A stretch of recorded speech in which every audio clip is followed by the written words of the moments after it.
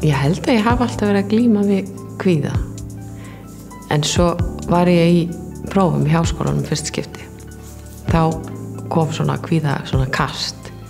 En þá byrja ballið í rauninni, sko, þetta 2002. Og ég vissi ekkert hvað það var. Svo bara verið ég lasin, svona lífkamlega. Og þá var ég heima, var heima svo 3-4 mánuði bara lasin. Og ég fór í skólan, en dreif mig svo alltaf heim og það var svona venjuleg hlutur og svo að fara í búð og svona. Þetta var svona erfitt. Já, þetta var svona stýrði lífinu einhvern veginn alveg. Og eins og það að fara í vinnu og svona, ég var oft með alls konar afsakanir okkur, ég mætti ekki vinnuna. Mér fannst ég ekki tilbúin að fara til virk.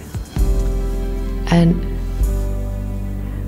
þegar ég var komin þangað og byrjuði þessa vinnu, þá fann ég alveg að ég var á réttum stað.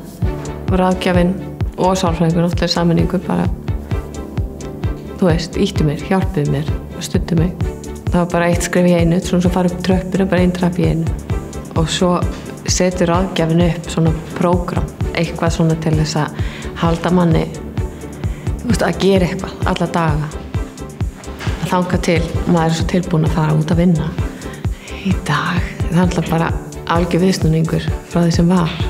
Það ekkert hægt að bera það saman. Ég vakna ekki á mótnana að hugsa hvernig get ég formabræði fyrir að vinna í dag. og hef bara svolítið gaman að því sem ég að gera.